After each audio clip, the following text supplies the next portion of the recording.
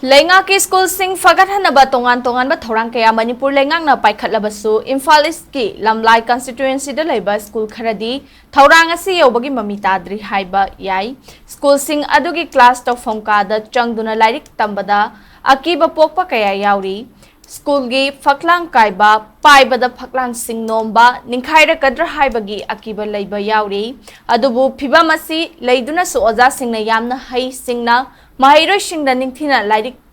Tambida Bayade Haiduna Safaba Famda Lairik Tambi Hori School Kharadana Lenga ki Oja Amana Lairik Takpi Hori Maduda Lekaigi Club ki Naha Tare Thoraktuna Mahiro Shingda Lairik Tambi Hoba Thengnarakhi Makhoi Singda Kanglai Palna Ikai Khumnaba Utuna Achamba Khudol Sing Piki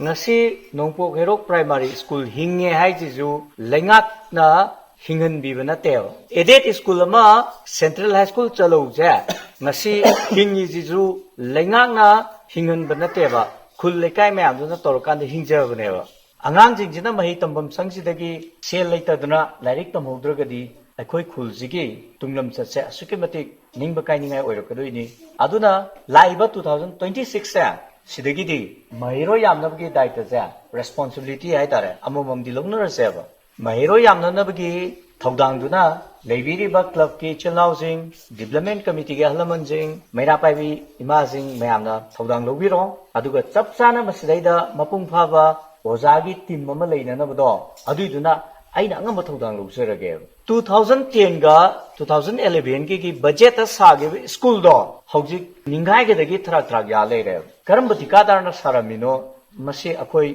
complaint to bom di changi adugi tikadar do blacklist alhan bam changi hoje madu jo koi club ko pulaga tongmina se